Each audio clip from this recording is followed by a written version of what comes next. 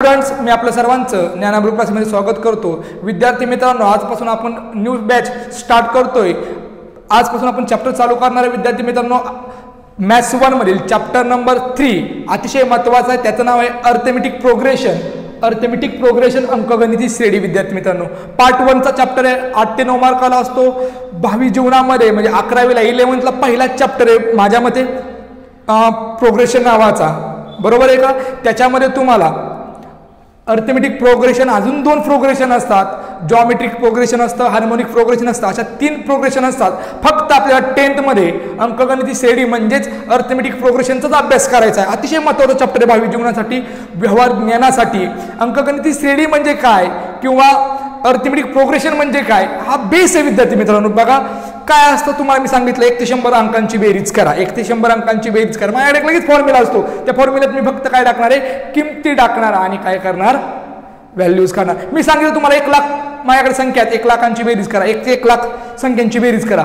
तुम्हाला 2 मिनिटात ती बेरीज करता येईल. जर तुम्ही म्हणजे बेरीज करायची असेल, 1 ते 1 लाख अंक मांडले मी, 1 2 3 4 अप टू कुठपर्यंत जायचं, आपल्याला लाखापर्यंत जायचंय. त्यांची बेरीज करा. तुम्हाला वेळ लागणार, बराचसा वेळ लागणार. कॅल्क्युलेटरवर करा, वेळ लागणार आहे. पण एक फॉर्म्युला दिला, फॉर्म्युल्याच्या मदतीने जर आपण त्या व्हॅल्यूज पुटअप केल्या तर आपल्याला 2 मिनिटाच्या आत त्याचा आन्सर येणार आहे. बरोबर? या चॅप्टरमध्ये आपल्याला संख्यांची बेरीज किंवा एखाद्या टर्ममध्ये एखादी सिक्वेन्स असेल. सिक्वेन्स म्हणजे काय असतं रे, क्रमिका असते. बघा सिक्वेन्सची डेफिनेशन काय होते, मी सिक्वेन्स समजून सांगतोय तुम्हाला, बेस या. सिक्वेन्स म्हणजे काय असतं, a set of number where the numbers are arranged definite order, it is called sequence. क्रमिका म्हणजे काय रे, अ सेट ऑफ नंबर संख्यांचा समूह असणार आहे. त्यांना कसं मांडायचंय, numbers are arranged definite order. एक डेफिनेशन ठरलेली असेल. आता 2चा पाड आलीत असेल, आपण डेफिनेशन ठरली आहे. दोघांमध्ये फरक कितीचा असतो, 2चा असतो. बे 2 बे 4 बे 3 6 बे 4 8 बे 5 10. एक डेफिनेशन ठरली. 1चा पाडा बनायचा, 1 नंतर 2 नंतर 3. आपण डायरेक्ट 5 म्हणत नाही, 3 नंतर म्हणतो का नाही. एक डेफिनेशन ठरली म्हणजे एक डेफिनाइट ऑर्डर ठरलेली असते, क्रम ठरलेला असतो. म्हणजेच काय असतं बघा, मराठीत सांगतो, मराठीत सिक्वेन्सला क्रमिका म्हणतात. क्रमिकेची व्याख्या काय होते बघा, क्रमिकेची व्याख्या काय होते, संख्यांचा समूह कसा मांडला जातो, विशिष्ट क्रमाने मांडला जातो. बरोबर? यालाच काय म्हणतात, क्रमिका म्हणतात. संख्यांचा समूह कसा मांडला जातो, विशिष्ट क्रमाने मांडला जातो. त्याला काय म्हणायचं, आपल्याला क्रमिका म्हणायचे.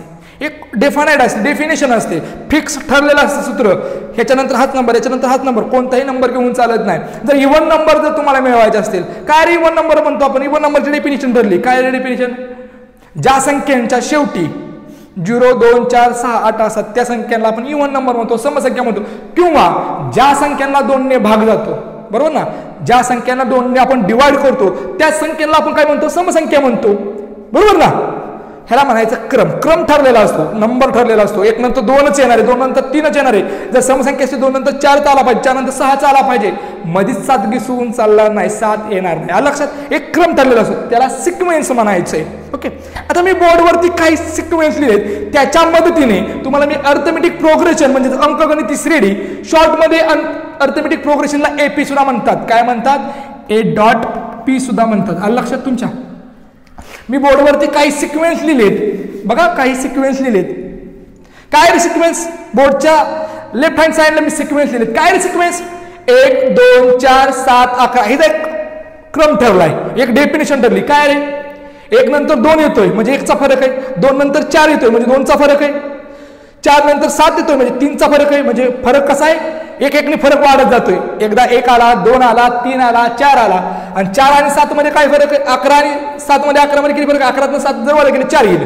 पुढचा अंक जर मिळवायचा असेल, 4चा डिफरन्स आहे, आता कितीचा आला पाहिजे, 5चा. म्हणजे 11 मध्ये 5 मिळवा म्हणजे पुढचा अंक काय असणार आहे, 16 असणार आहे. ही एक डेफिनेशन झाली. बरोबर आहे का? ह्याला म्हणायचं क्रमिका. डेफिनाइट ऑर्डर, विशिष्ट क्रमाने मांडलेल्या संख्यांना किंवा विशिष्ट क्रमाने मांडलेल्या संख्यांच्या समूहाला, विशिष्ट क्रमाने मांडलेल्या संख्यांच्या समूहाला म्हणजे हा सेट आहे, संख्येच्या समूहाला काय म्हणतात, क्रमिका म्हणतात. अजून एक व्याख्या बघूया आपण. आता इथे मी लिहिलंय, अजून एक सिक्वेन्स लिहिली. 2 2 नंतर 4 आहे म्हणजे 2चा फरक आहे. 4 नंतर 8 लिहिलाय म्हणजे 4चा फरक आहे. 8 नंतर 16 लिहिलाय म्हणजे 8चा फरक आहे, किंवा दुप्पट होतं, 2 टाइम्स होते. 2 दुणे 4, 4 दुणे 8, 8 दुणे 16, 16 दुणे इथं 32 येणार आहे पुढचा नंबर. आलं का लक्षात? अशा पद्धतीने. अजून पुढची सिक्वेन्स काय पाहिली रे? पुढची सिक्वेन्स काय पाहिली बघा. पण इथं डिफरन्स सारखा राहत नाही, प्रत्येक वेळ चेंजेस होत जातोय, चेंजेस होत जातोय. डिफरन्स काय होतोय, वेगळा वेगळा जातोय. ह्याची ऑर्डर कशी मानली? 1 नंतर 4 घेतला, 4 नंतर 9 घेतला. हा 1चा वर्ग आहे, हा 2चा वर्ग आहे, हा 3चा वर्ग आहे, हा 4चा वर्ग आहे. म्हणजे हा स्क्वेअरची डेफिनेशन आहे, किंवा प्रत्येक नंबर स्क्वेअरमध्ये असणार आहे. लक्षात? म्हणजे असं असेल, हा एक्स म्हणजे एक नंबर असेल आणि त्याची ऑर्डर स्क्वेअर असेल. म्हणजे इथला नंबर बदलला की उत्तर 1 बदलला की 1 येणार, 2 आला की 4 येणार, 3 आला. अशी डेफिनेशन आपण याची केली आहे. बघा आता पुढची सिक्वेन्स 4 नंबर सिक्वेन्स. 5 नंतर 15 आलाय म्हणजे 10चा फरक आहे. 15 नंतर 35 आला, 20चा फरक आहे. फरक कसं झाला? दुप्पट होत चाललाय. 35 आता 20चा फरक आलता, 65 मधून 35 जवळ केलं 30 मिळतील, म्हणजे फरक अजून 10 ने वाढतोय. फरक कसा होतो? वाढत चाललाय 10 ने. ओके, पहिला फरक जर 10 असेल तर दुसरा फरक 20 ने असणार आहे, तिसरा फरक 30 ने असणार आहे, मग चौथा फरक 40 असणार आहे. 40 मध्ये ह्याच्यामध्ये 40 मिळवला तेव्हा पुढचा नंबर मिळणार आहे, कारण इथं 30चा फरक ह्या दोघांमध्ये, ह्या दोघांमध्ये 10चा फरक आहे, ह्या दोघांमध्ये 20चा फरक आहे, ह्या दोघांमध्ये 30चा फरक आहे. म्हणजे चौथा नंबर किती असणार आहे? 40च्या फरकाने असणार आहे, कारण डेफिनेशन ठरली 10च्या फरकाने तुम्हाला वाढवलं पाहिजे. इथं सुद्धा कसं असणार आहे? इथं फरक कितीचा आहे? 1चा आहे. इथं फरक कितीचा आहे माझ्या? 4 मधून 2 जर वजा केले तर 2 राहतो. इथं फरक कितीचा? 7 मधून 4 वजा केले 3, म्हणजे 1 ने फरक वाढत चाललाय. सेम इथं सुद्धा ह्याच पद्धतीने अशा सिक्वेन्स असतात, ह्याला म्हणायचं सिक्वेन्स. ह्या सुद्धा सिक्वेन्स दिलेत. मुद्दामून मी काय केलं बाळांनो, तुम्हाला समजण्यासाठी सिक्वेन्स 2 पार्टमध्ये लिहिलेत. आता हे सिक्वेन्स बघा कसं आहे, तुम्हीच ऑब्झर्वेशन करायचं, फरक वेगळा येतोय. इथं ऑब्झर्वेशन करा. 1 नंतर 2 आलाय, 2 नंतर 3 आला, 3 नंतर 4 आलाय.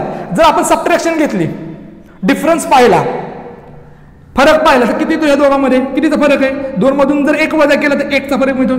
3 मधून जर 2 वजा केलं तर 1चा फरक मिळतोय. 4 मधून जर 3 वजा केले तर 1चा फरक मिळतोय. म्हणजे फरक काय राहतोय? सारखा राहतोय, कॉन्स्टंट राहतोय. बरोबर? काय राहतो? कॉन्स्टंट राहतोय. आता इथं बघा, बे 2 4 बे 3 6 बे 4 8 किंवा इवन नंबर लिहिले असतील मी. फरक कितीचा आहे? 4 आणि 2 मध्ये 2चा, 4 आणि 6 मध्ये 2चा, 6 मध्ये 8 मध्ये 2चा. आलं का लक्षात तुमच्या? आता 1 आणि 3 मध्ये फरक कितीचा आहे? दुसरी बघा, फरक सेम राहतोय, कॉन्स्टंट राहतोय. 1 आणि 3 मध्ये फरक आहे. 3 मधून 1 जर गेला तर 2, 5 मधून 3 गेले तरी 2. बघा, 5 7 मधून 5 गेले तरी फरक 2 राहतोय. म्हणजे फरक काय राहतोय? सारखाच राहतोय. इथं काय व्हायचा? वेगवेगळा व्हायचा. आता 4 वजा 4 ही 4ची सिक्वेन्स आहे. 4 मधून 4 गेले 0, 4 मधून 4 गेले 0, 4 मधून 4 गेले 0. ही सुद्धा एक सिक्वेन्स आहे. म्हणजे फरक किती राहतोय? कॉन्स्टंट राहतोय, स्थिर राहतोय. बरोबर? ह्याच्यामध्ये फरक काय होतो? चेंज होतो. 1 नंतर 2 सारखा चेंज राहतोय, चेंज राहतोय, चेंज राहतोय, चेंज राहतोय. मग अंकगणिती श्रेणी सांगते काय? अर्थमेटिक प्रोग्रेशन सांगतं काय? बघा, मी डेफिनेशन वाचतो, डेफिनेशन वाचतो. इथं फरक सारखा राहतोय. हे काय प्रोग्रेशन आहेत? हे काय प्रोग्रेशन? Arithmetic progression. का म्हणायचं अर्थमेटिक प्रोग्रेशन? का म्हणायचं? मराठीत सांगतो. अंकगणिती श्रेणी म्हणजे काय? बघा, अंकगणित श्रेणी म्हणजे दिलेल्या क्रमिकेमधील कोणत्याही 2 पदामधील फरक, दिलेल्या क्रमिकेमधील कोणत्याही 2 पदांमधील फरक जर स्थिर असेल तर त्या क्रमिकेला अंकगणिती श्रेणी असे म्हणतात. परत एकदा ऐका, मी काय सांगितलंय बघा. दिलेल्या क्रमिकेमधील कोणत्याही 2 पदांमधील फरक, कोणत्याही 2 मधील फरक स्थिर असेल तर त्या क्रमिकेस अंकगणिती श्रेणी असे म्हणतात. ह्याला म्हणू शकतो का मी? फरक चेंज होतो. 2 पदांमधील फरक, 2 पद घ्या, कुठली पण क्रमागत घ्यायची, कॉन्सिक्युटिव्ह घ्यायची, क्रमागत घ्यायची. 1 नंतर 4 घेऊन चालणार नाही, मग फरक वाढणार आहे. 1 नंतर किती घ्यायचं आपल्याला? किती घ्यायचं? 2 घ्यायचं आहे. मग ही 2 क्रमागत संख्या आहेत. मोठ्या संख्येतून लहान संख्या वजा करायची, म्हणजे पुढच्या टर्ममधून मागची टर्म वजा करायची. मोठ्या संख्येतून लहान संख्या नाही, पुढच्या टर्ममधून मागची टर्म वजा करायची. काय होती रे? 2 मधून 1 केला 1 आला, पण 4 पुढच्या संख्या घ्या बरं. 2 4 मधून 2 केलं 2 येतो. फरक चेंज होतोय, कॉन्स्टंट येतोय का नाही? इथं बघा बरं. 2 नंतर 2 मधून 1 वजा केला 1 आला, 3 मधून 2 वजा केला 1 आला. म्हणजे इथं फरक काय राहतोय? इथल्या 4 सिक्वेन्स मध्ये 1 2 3 4 0 2 2 2 1, म्हणजे प्रत्येक वेळेस फरक काय राहतोय, डिफरन्स काय राहतोय, सेम राहतोय, त्याला आपल्याला अंकगणिती श्रेणी म्हणायचंय. म्हणजे कॉमन डिफरन्स जो आहे ह्यांचा कॉमन डिफरन्स काय आहे, सामान्य फरक आहे प्रत्येकाचा एक आहे एक आहे एक आहे. इथं काय सामान्य फरक एक आहे एक आहे एक आहे. कॉमन डिफरन्स काय सेम राहतोय म्हणजेच कॉन्स्टंट राहतोय. अशा ज्या क्रमिकेमधील कॉमन डिफरन्स दोन क्रमागत संख्यांमधील किंवा दोन क्रमागत पदांमधील फरक जर सारखा राहिला, समान राहिला, तर ती क्रमिका काय असते, अंकगणिती श्रेणी असते. ह्याला म्हणू शकत नाही ह्यांचा फरक एक आहे दोन आहे कॉन्स्टंट नाही. इथं पण इथं घ्या 10 आहे 20 आहे 30 आहे, फरक सारखा राहत नाही. मग अंकगणितीची व्याख्या काय काय सांगते, अर्थमेटिक प्रोग्रेशन सांगतं काय, व्याख्या काय आहे बघा, व्याख्या काय आहे बघा. In a given sequence, in a given sequence बघा, in a given sequence difference between if a difference between two consecutive terms is a constant. काय सांगितलं मी, इन ए गिवन सिक्वेन्स दिलेल्या क्रमिकेमध्ये इफ डिफरन्स बिटवीन पुन्हा difference between consecutive two terms is a constant. म्हणजे difference काय आला पाहिजे, constant आला पाहिजे. Is called arithmetic progression. Okay, म्हणजे दोन क्रमागत पदांमधील फरक काय पाहिजे, कॉन्स्टंट पाहिजे. आता मी काही क्रमिका लिहिलेत बोर्डवरती, तुम्हाला दिसत आहेत, अतिशय सोप्या क्रमिका लिहिलेत. या सगळ्या एपी मधल्या जातात का, त्यांचा कॉमन डिफरन्स सारखा राहतोय, सामान्य फरक सारखा राहतोय. आता क्रमिका लिहायची कशी, क्रमिकाचं पहिलं पद जे असतं का नाही, सपोज आता मी लिहितो हे बोर्डचं तुम्ही एकदा स्क्रीनशॉट काढा. हे असलं काय करायचं नाही, तुम्हाला मी क्रमिका दिलेत, कोणत्या क्रमिका आहेत, हे सगळ्या क्रमिका आहेत. नंतर आपण ठरवणार आहे त्या अंकगणित श्रेणी आहे का नाही ते ठरवायचं कसं, जर त्यांच्यामधला कॉमन फरक, सामान्य फरक, कॉमन डिफरन्स जर सेम आला, सारखा आला, कॉन्स्टंट आला, तर ती क्रमिका, ती सिक्वेन्स काय असते बाळांनो, माझ्या अंकगणिती श्रेणी असते. म्हणजे अर्थमेटिक प्रोग्रेशन असतं. आलं का लक्षात, अर्थमेटिक प्रोग्रेशन म्हणजे काय. आता बघा कोणतीही सिक्वेन्स घ्या, मी आता हे बोर्डवरती स्क्रीनशॉट काढा, नंतर तुम्ही ह्या आठीच्या आठी सिक्वेन्स लिहा, नंतर हळूहळू डेफिनेशन लिहा, सिक्वेन्सची डेफिनेशन लिहा. मी सांगितली तुम्हाला लेक्चरमध्ये, व्हिडिओमध्ये. नंतर अर्थमेटिक प्रोग्रेशनची पण व्याख्या सांगितली, पुस्तकात कुठं आहे ते पण सांगतो जाताना शेवटच्या 5 मिनिटात. आता लक्ष द्यायचं आहे. ओके, ह्याचा स्क्रीनशॉट काढला, नंतर काय लिहायचं तुम्हाला सांगतो. बघा आता एखादी मी हितलीच एक उचलतो सिक्वेन्स 1 2 3 4 अँड सो ऑन, किंवा अप टू इन्फानाइट पर्यंत असणार आहेत. जोपर्यंत पुढचा नंबर मिळवत जाईल, लिहित जाईल, तसा मला मिळणार आहे अप टू इन्फानाइट. ओके, किंवा अँड सो ऑन, पुढे किती पण जाऊ द्या, घेणं नाही इथपर्यंत. मग जे अंकगणित ज्या सिक्वेन्स मधलं सिक्वेन्स आहे ना, हा एक सिक्वेन्स आहे. सिक्वेन्स मधलं पहिल्या पदाला T1 म्हटलं जातं, दुसऱ्या पदाला T2 म्हटलं जातं. T1 असं लिहायचं नाही कधी, T1 असं लिहायचं नाही. हा 1 पायापाशी काढायचा, T2 पायापाशी काढायचा, T3 इथं असं पायापाशी, T4 अँड सो ऑन. म्हणजे पहिल्या पदाला T1, दुसऱ्या पदाला T2, तिसऱ्या पदाला T3, चौथ्या पदाला T4. मग असं पुढे नंबर देत जायचं सिक्वेन्स, नंबर टर्मला, पदाला. आणि प्रत्येक पद कोम्याने सेपरेट करायचं, प्रत्येक पद सिक्वेन्स मधलं किंवा अंकगणित श्रेणी मधलं किंवा प्रोग्रेशन मधलं सेपरेट करायचं. हा लक्षात. आता हे झालं, पण अंकगणित श्रेणी म्हणायचं कोणाला बघा. आता सिक्वेन्सची डेफिनेशन लिहायची अगोदर, ही 8 एक्झाम्पल सिक्वेन्सची लिहायची. मग अशा बोर्डवरती 8 दिलेली, सिक्वेन्सची डेफिनेशन लिहायची, 8 एक्झाम्पल लिहायचे, बरोबर. त्याच्यानंतर अर्थमेटिक प्रोग्रेशनची व्याख्या लिहायची, आणि ही 4 एक्झाम्पल पुन्हा एकदा लिहून काढायची. त्याच्यामध्ये अगोदर 8 मध्ये तर सिक्वेन्स होत्याच या, परत ह्या 4 एपी सुद्धा काय लिहायच्या, फॉर एक्झाम्पल मध्ये व्याख्या लिहून अंकगणित श्रेणीची व्याख्या लिहून मी सांगणार आहे पुस्तकात कोणत्या पेजवरती. आलं लक्षात. मी डेफिनेशन सुद्धा सांगितली समजून. आता पुढे जायचं, ह्याला काय म्हणायचं, पहिल्या पदाला T1, दुसऱ्या पदाला T2, तिसऱ्या पदाला T3, चौथ्या पदाला T4 म्हणायचे. आलं लक्षात. आता बघा पहिल्या पदालाच अजून काय म्हटलं जातं, ए सुद्धा म्हटलं जातं, स्मॉल ए. काय म्हटलं जातं, पहिल्याच पदाला स्मॉल ए सुद्धा म्हटलं जातं. म्हणजे T1 इज इक्वल टूच काय असतं, ए असतं. जो कॉमन डिफरन्स सांगितला तुम्हाला मी दोघांमधला, 1 1 1 2 2 2, इथं आलता 2 2 2, इथं आलता 0 0 0. त्या कॉमन डिफरन्सला, सामान्य फरकाला स्मॉल डी ने डिनोट करतात. कॉमन डिफरन्स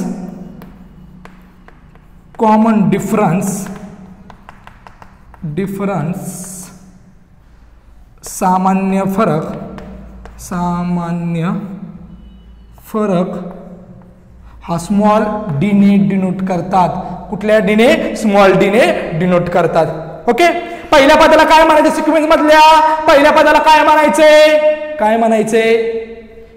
T1 किंवा A म्हणायचंय. दुसऱ्या पदाला T2, तिसऱ्या पदाला T3. शेवटचं काहीतरी पद असेल सिक्वेन्स मध्ये. सपोज 10 असेल तर शेवटच्या पदाला TN म्हटलं जातं. काय म्हटलं जातं? एन नंबर आहे ना, मला माहित नाही, हा अनंतापर्यंतचा नंबर आहे. अनंतापर्यंतचा नंबर समजा मी तर TN लिहू शकतो. मी अनंत नंबर आहे त्याच्यामध्ये. एन म्हणजे काय? अनंत. ओके. यांचा अर्थ काय? किंवा number of the term, last term म्हणतात याला. ह्याला TN लाच काय म्हणतात? Last term. आणि एनला म्हणतात number of the term. Okay. Number of the term याला काय म्हणायचं आपल्याला? Last term. लास्ट टर्म म्हणजे शेवटचे पद किंवा शेवटचे पद. ओके. म्हणजे आपला TN काय असणार आहे बाळांनो? TN काय असणार आहे? लास्ट टर्म आणि शेवटचे पद.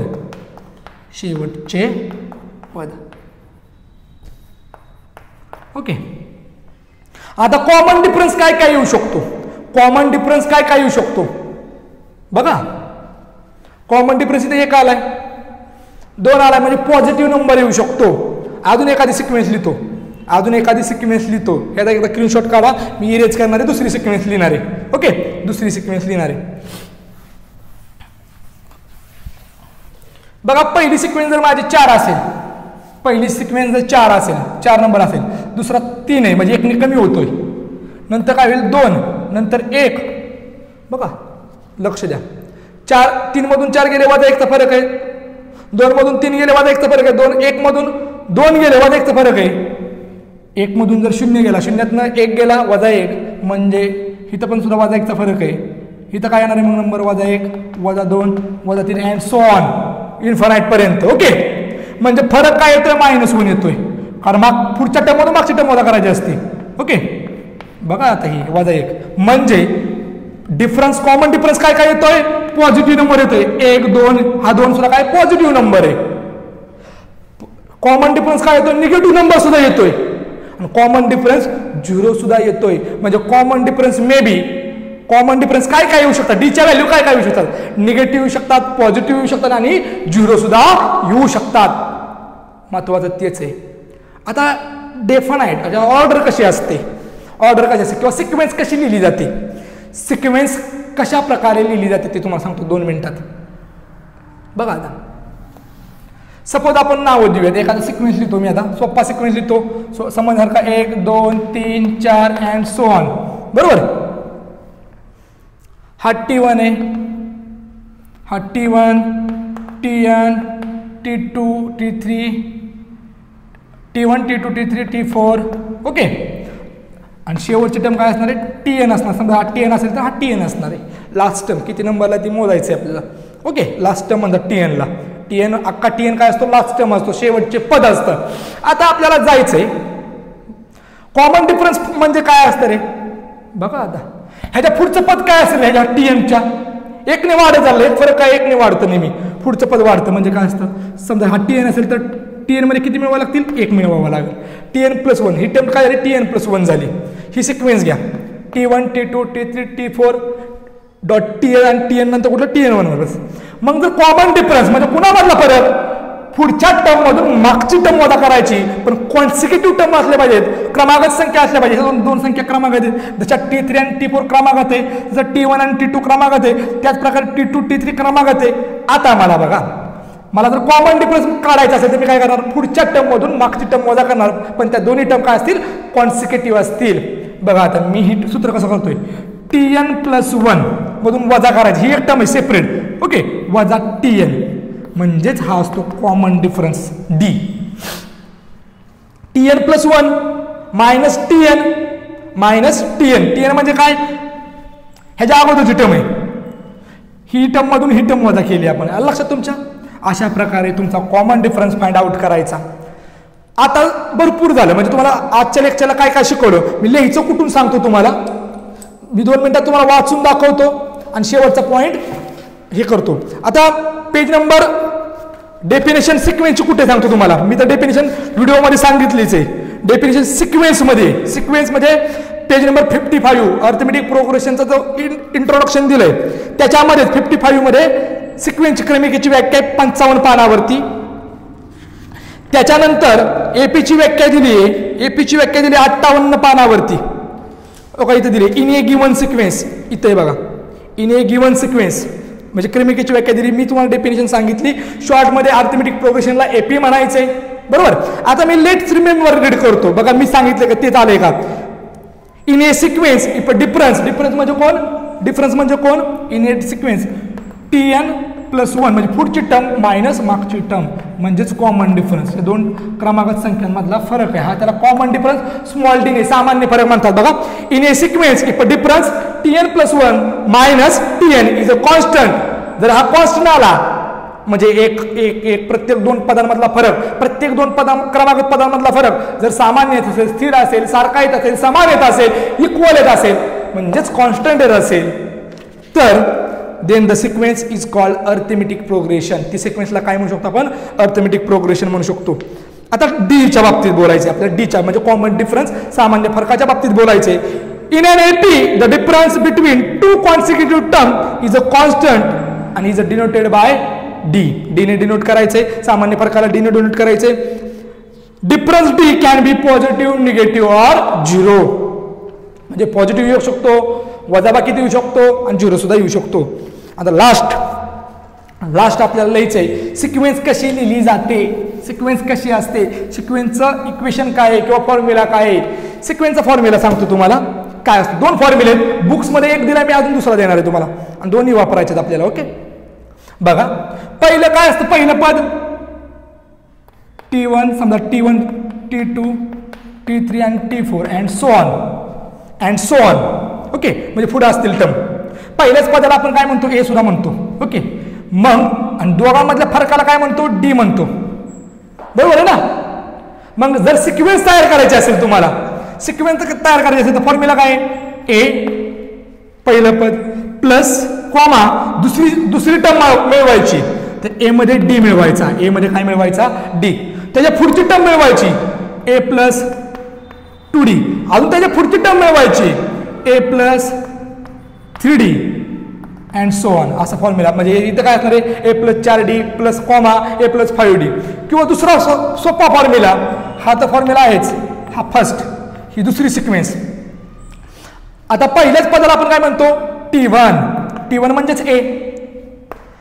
बघा आता काय करायचं, पहिल्या पदामध्ये ए मिळवत जायचं किंवा मिळवत जायचं. आता बघा पहिलं पद आहे, दुसरी सिक्वेन्स काय होईल, ए आता T1 मिळवायचं आहे, आपल्याकडे डी आहे, ए आणि डी आहे, मग T1 plus D. Okay T1 plus D. हे आला तुमचा T2 आला, हा काय आला तुमचा, ह्याला T2 तुम्ही म्हणू शकता कारण दुसरं पद मिळालं ना त्याला T2 म्हणू शकता. आता तुम्हाला काय मिळवायचं आहे, तिसरं पद मिळवायचं आहे, मग ह्या T2 मध्ये डी मिळवायचा. फक्त T2 मध्ये काय मिळवायचा, डी मिळवायचा. ह्याला आपण T3 म्हणू शकतो, तिसरं पद आहे म्हणल्यावरती, तिसरं पद म्हणजे T3, मग चौथं पद मिळवायचंय, T3 मध्ये डी मिळवायचा. अशा प्रकारे चौथं पद मिळेल आणि असंच करत पुढे गेलं की तुम्हाला पुढची पदं मिळत जातील, पुढच्या टर्म्स मिळत जातील. तुम्हाला लेट्स रिमेंबर 59 पानावरती आहे. ओके ते लिहून काढायचे. मी आधी काय सांगितलं कसं लिहायचा क्रम सांगतो. आता सिक्वेन्स लिहायचं, सिक्वेन्सची व्याख्या लिहायची, चॅप्टरचं नाव टाकून सिक्वेन्सची व्याख्या लिहायची, त्याच्यानंतर 8 एक्झाम्पल मी बोर्डवरती दिली ती लिहायची. ओके त्याच्यानंतर अर्थमेटिक प्रोग्रेशनची मी दिलेली व्याख्या लिहा. ओके आणि ही 4 एक्झाम्पल लिहा. त्याच्यानंतर तुम्हाला मी ए कोणाला म्हणायचं, T1 T2 T3 कोणाला म्हणायचं ते लिहा तुमच्या भाषेत.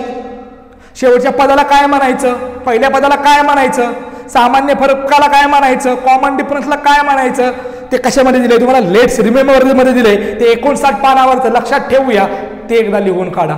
आणि आजचं एवढंच विद्यार्थी मित्रांनो, अतिशय बेस्ट, एकदा दोनदा व्हिडिओ बघायचा आहे. आज इतकंच, धन्यवाद.